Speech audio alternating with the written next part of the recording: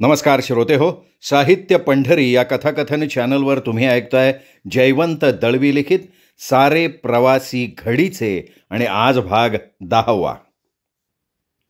समाज सुधारकांची आणि सहभोजनाची अशी रोखठोक विल्हेवाट लावल्यानंतर या बिकट प्रसंगातनं खुद्द रवळनाथानं आपल्याला वाचवलं अशा भावनेनं आबांनी वाजत गाजत केळ्यांचा घड आणून तो देवाला दिला.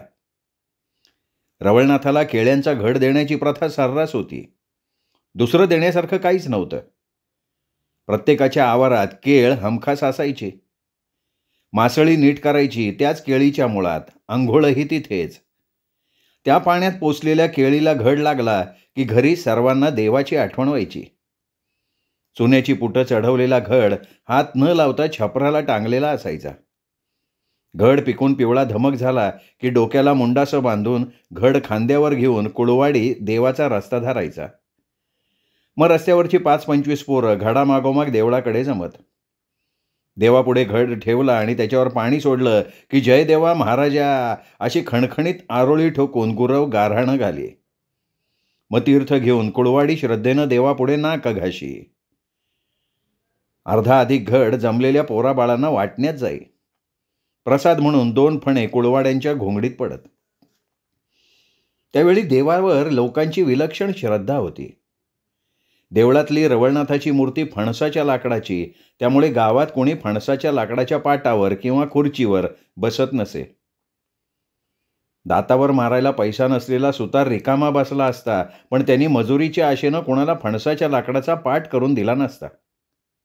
वाऱ्या वादळात मोडून पडलेलं फणसाचं झाड सुकून सडून नाहीसं व्हायचं, पण त्याच्या काटक्या कोणीही चुलीत सारत नसत. रवळनाथाची लाकडी मूर्ती 7-1 फूट उंचीची, चांगली भव्य मूर्ती.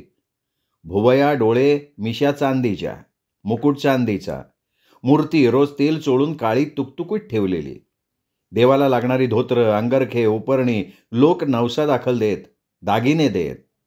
भक्तगणांनी नवसा दाखल दिलेली मालमत्ता विपुल होती. देवस्थानच्या मालकीचा जमीन जुमला होता.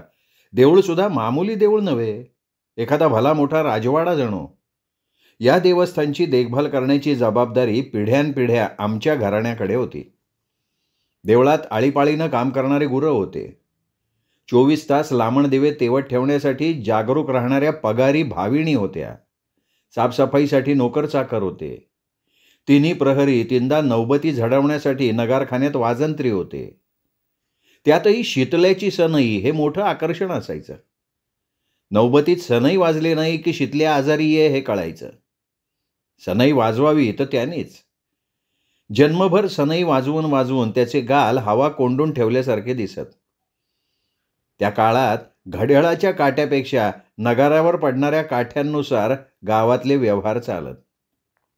पहिल्या नौबतीला उठलो, दुसऱ्या नौबतीला पेज जेवायला परतलो, तिसऱ्या नौबतीला घरी समई लावली, अशी त्यावेळी वेळापत्रकाची भाषा असे. ज्याने दिवसातून एकदा तरी देवा तू पाव असं म्हणत देवळातली टांगती घंटा वाजवली नाही असा गावकरी सहसा दिसत नसे. रवळनाथाच्या अंगाला कुड्याच्या पानाचे तुकडे लावून कौल घेतल्याशिवाय गावातलं पान हालत नसे. कुठलंही पाऊल टाकण्याआधी देवाचा कौल घ्यायचा. मग ती गोष्ट पोरीच्या लग्नाची असो किंवा घरातले वासे बदलायचे असो.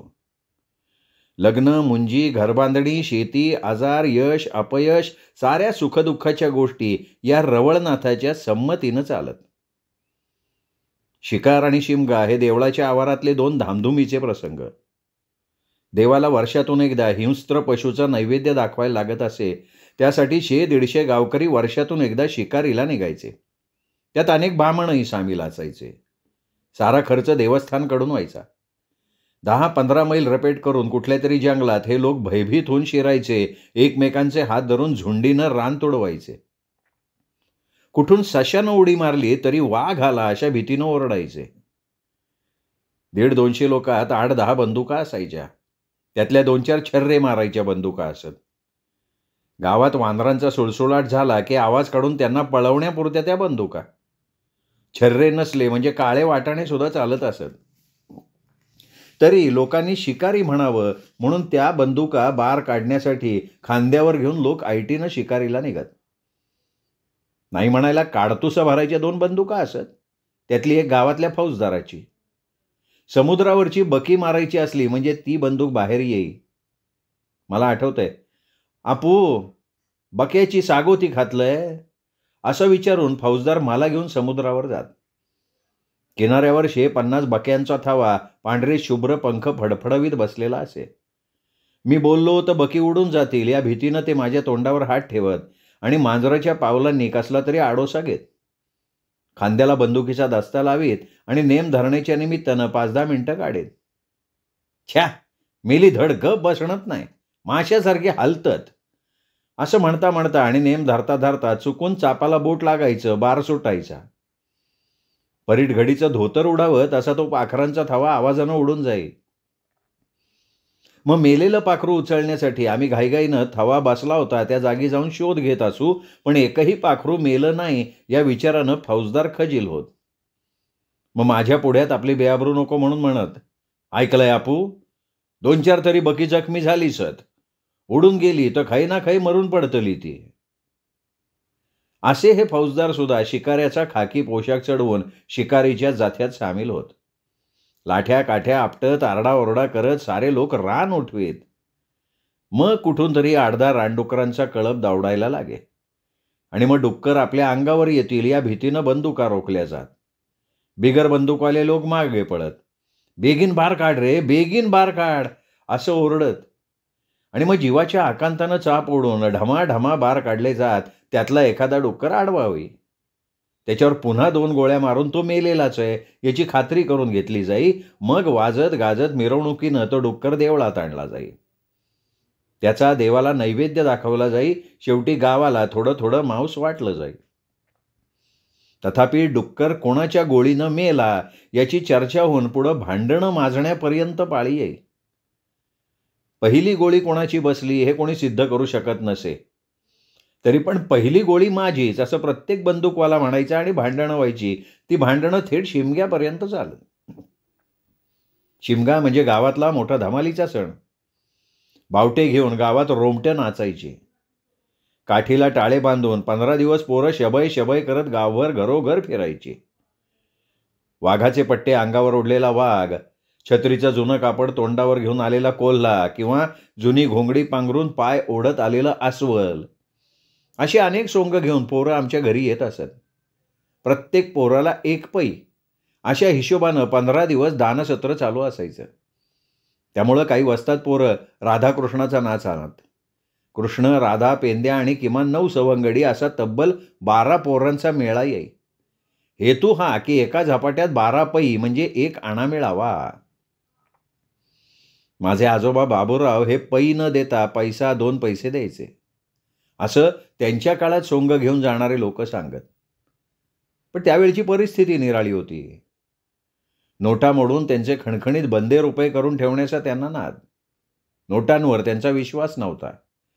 कधी ना कधी या कागदी नोटांच्या कपट्यांचा केर कचरा होणार अशी भीती त्यांच्या मनात ठाण मांडून असे.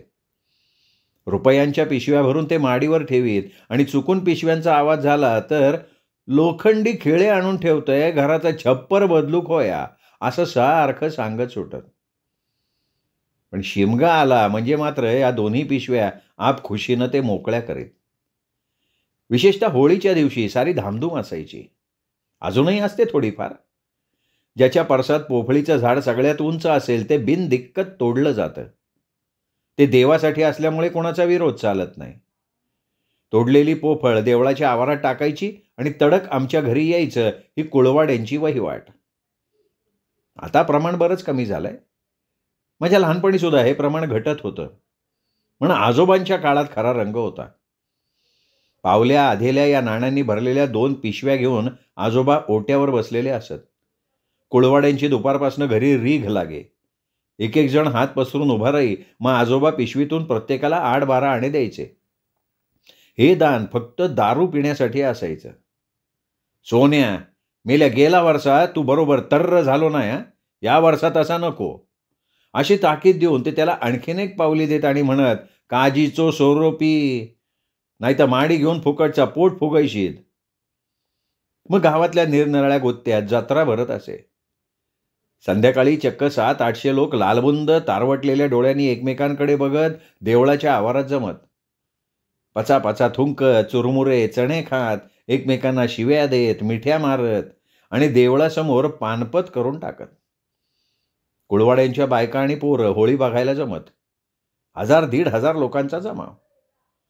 होळीचा प्रचंड जाळ भगभगू लागे. काळोख पडायच्या सुमाराला आजोबा येत. रेशमी फेटा, लांब कोट, धोत्राचा कासोटा, गळ्याभोवती उपरणं. एरवी ते हातात काठी घेत, पण या दिवशी मात्र काठी शिवाय येत. हेतू हा की कोणी दारूच्या नशेत गैर वागला आणि त्याचा त्यांना राग आला तर त्याच्या टाळक्यात काठी बसायला नको. 15-20 महार ढमाढमा ढोल बडवत खुशाल जमावात घुसत. त्या एका दिवशी अस्पृश्यता विसरली जाई. तासेवाले मुसलमान, सनईवाले देवळी सारे एकमेकात मिसळून आणि जगाला विसरून आवाजावर आवाज चढवीत. पोफळीचा शेंडा तोडून त्याला भगवा झेंडा बांधण्यात येई. त्या झाडाची आजोबा पूजा करत आणि मग हर हर महादेव अशी एकच गर्जना होई.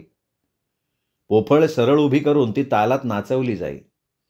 गुरव लोक पोती भरून गुलाल उधळीत. अवघं आकाश लालबुंद दिसे. दारूच्या वासात बरबटलेली शेकडो तोंड आचकट विचकट घोषणा देत. तोंडावर उलटी मनगट मारून बोंबा बोंब करत. कितीतरी वेळ असा प्रकार चालायचा. थकवेचं नाव नसे. डोकीचे शेमले उडवत, ताटातला गुलाल दुसऱ्याच्या तोंडांना फासत, मध्येच थोडा आजोबांवर उधळत, मध्यरात्रीपर्यंत नुसती धमाल चालू असे. शेवटी आगीच्या शेजारी पोफळ पुरून ठेवली की होळी संपली. ताबडतोब धर्मशाळेत जेवण तयार असायचं. पुरुष उंचीचे हंडे चुलीवर चढलेले असायचे. त्यात बकऱ्याचं मटण आणि पाटी भरून वडे. पहाटेपर्यंत आजोबा आपल्या हातानं प्रत्येकाच्या हातात जेवणाची पत्रावळ देत. आजोबांची आठवण झाली ना की एक आठवण त्यावेळचे म्हातारे अगदी तपशिलासह हमखास सांगत आणि ते दिवस फिरून येणार नाहीत असं म्हणून चुटपुटू लागत. आमच्या घरी म्हातारी भटीण होती. ती तर दर शिमग्याला म्हणायची, कसला रे आता शिमगा, बाबूराव शिमगा घेऊन गेले. ते खरं असावं. या देवळात एक चांदीचा दंडुका होता आणि मखमलीनं सजवलेले चांगले 1.5 फूट लांबीचे जुत्याचे जोड होते. ते जुते घालून आणि दंडुका घेऊन गावाच्या रक्षणासाठी रवळनाथ दर रात्री गावभर रपेट करतो असं गावातले लोक म्हणत. भर रात्री रवळनाथाच्या जुत्याचा आणि दंडुक्याचा आवाज आपण ऐकला होता असं सांगणारे कितीतरी म्हातारे कुळवाडी गावात होते. चांभारवाड्यातल्या प्रत्येक घराण्यानं दरवर्षी आळीपाळीनं जुत्याचे जोड रवळनाथाला द्यायचे हे ठरलेलं होतं. 2 वीत लांबीची आणि विदभर रुंजीची ज्योती वर्षाच्या अवधीत पायात घालून झिजवल्यासारखी झिजलेली असत. एखाद्या वर्षी चांभाराचं एखादं घराणं देवाला जुते द्यायला विसरलं की मग साऱ्या चांभारवाड्यावर कोप व्हायचा. पावसाळ्यात हगवण सुरू व्हायची. त्यामुळे न चुकता देवाला जुती पोचती केली जात असत. फार वर्षापूर्वी एकदा देवाचा चांदीचा दंडुका चोरीला गेला होता. दंडुका चोरीला जाताच एकाएकी गावभर खळबळ झाली. श्रद्धेला भक्तीला धक्का बसला. अनेकांच्या मुद्रा चिंतेनं काळवणल्या. आता अख्ख्या गावाला धोका आहे असं जाणते म्हातारे आपसात बोलायला लागले. गावातल्या काही नाठाळ लोकांकडे जाऊन अंदाज घेण्यात आले. गावभर शोधाशोध झाली पण पत्ता लागला नाही. शेवटी चोरीचा थांगपत्ता लावण्यासाठी भीतीग्रस्त गावकरी मोठ्या संख्येनं देवळात जमले. मंडपात गुरव उभा राहिला. मोठमोठ्यानं डोल भडवून आणि गाऱ्हाणी घालून गुरवावर रवळनाथाचं वारं उभं करण्यात आलं. नारळ फुटले, देवाचं तीर्थ शिंपडण्यात आलं, गुलाल उधळण्यात आला. गुरुवाचं अंग थरथरायला लागलं. नाकातोंडातनं घुतकार निघायला लागले. तोंडावाटे एक एक शब्द बाहेर पडू लागला आणि सारेजण कान देऊन ऐकू लागले. माझी काठी मी परत आणतोय, चिंता नको. चोर माझ्या पायाकडे लुळो होऊन फिरतलो.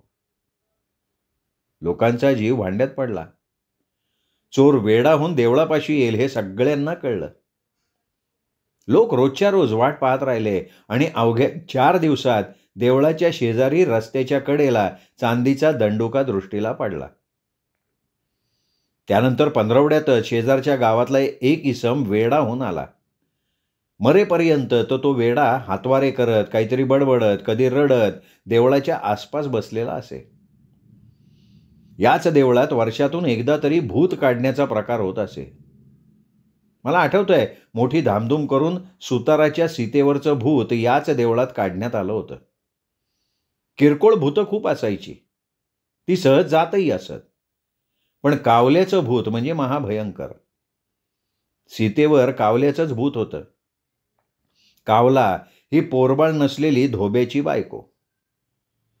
असं म्हणत की बऱ्याच वर्षांपूर्वी वेशीवरच्या वडाखाली एक विहीर होती. आता ती बुजून गेली आहे. त्या विहिरीच्या आसपास रान माजलेलं होतं.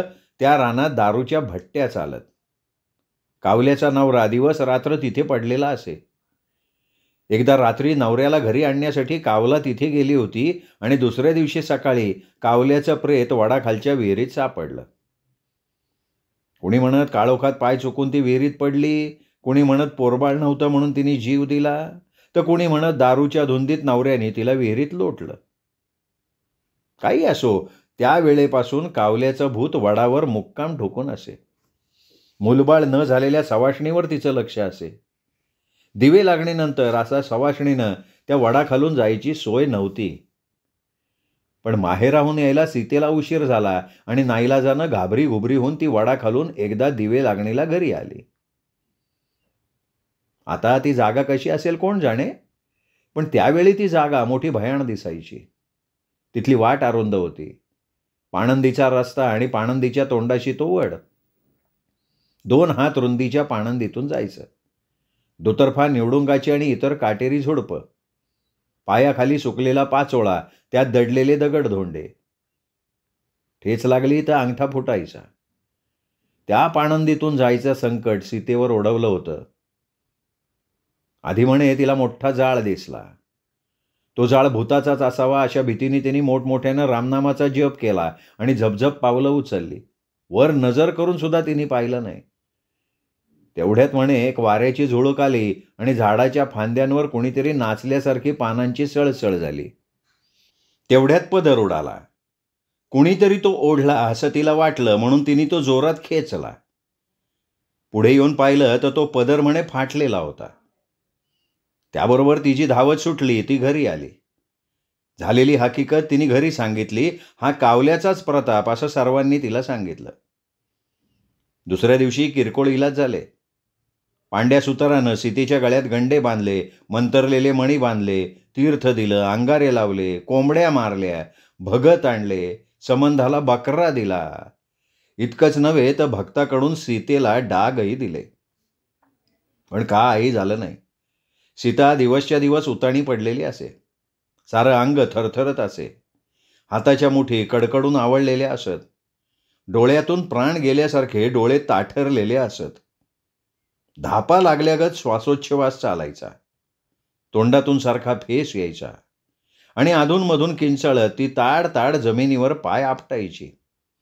वडावर जाते असं म्हणत पळायला बघायची. त्यामुळे पायात खोडे घालून तिला कोंडून ठेवलेली होती. अखेरीला रवळनाथाच्या देवळात सीतेवरचं भूत काढायचं नक्की ठरलं. मला आठवतंय, त्या दिवशी दुपारपासून देवळात चिक्कार गर्दी जमली होती. मी देवळात गेलो तेव्हा गुरव घाईघाईनं तरंग सजवीत होते. रंगीत लाकडी दांड्याच्या वरच्या बाजूला झुपकेदार पद्धतीनं लुगडं गुंडाळलं जात होतं. त्यावर पितळेचा हात बसवलेला होता. हे तरंग म्हणजे देवाची निशाणी. दुपारी 3च्या सुमाराला देवळाच्या सज्ज्यात 2 तरंग घेऊन मानकरी उभे राहिले. शिवा महार घुंगर बांधलेली एक बांबूची काठी घेऊन दूर उभा राहिला.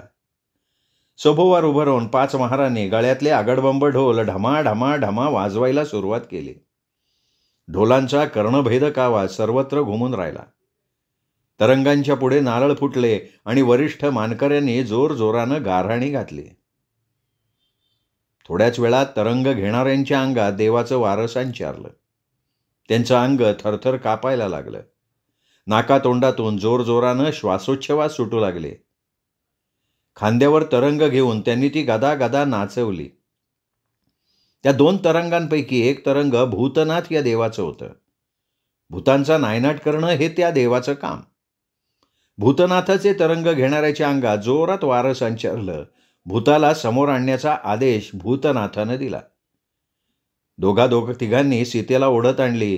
पळून जाण्यासाठी तिची धडपड चालूच होती. भूतनाथाच्या समोर यायला भूतं अशीच कचरतात. अंगावर तरंग बसतात. सीता ताडकन आडवी पडली. अजूनही तिचं अंग कापत होतं. तोंडातनं फेस उसळत होता. तिची नजर दगडासारखी होती. दोन्ही हातांच्या मुठी कडकडून आवळलेल्या होत्या. जातय की नाही? भूतनाथानं संतापानं प्रश्न विचारला. सीता काही बोलली नाही. भूतनाथाचा राग अनावर झाला. त्यांनी तरंग खांद्यावर घेऊन सीतेच्या भोवती 2-3 फेऱ्या मारल्या. तितक्यात बाजूला उभ्या असलेल्या शिवाच्या अंगात एकदम वारं आलं. भूतनाथानं शिवाला हातानं फरमावलं, मात्र शिवा तीरासारखा धावत आला. घालव या भूतक. भूत घालवून देण्याचा हुकूम झाला. त्याबरोबर हातातली काठी उचलून शिवानं सीतेला बडवून काढली. चांगल्या 8-10 काठ्या पाठीवर ओढल्या, तरी सीता रडली ओरडली नाही.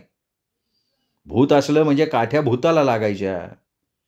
पहिल्या 10तली एकही काठी सीतेला लागत नव्हती, पण 11व्या काठीला सीता एकदम किंचाळली.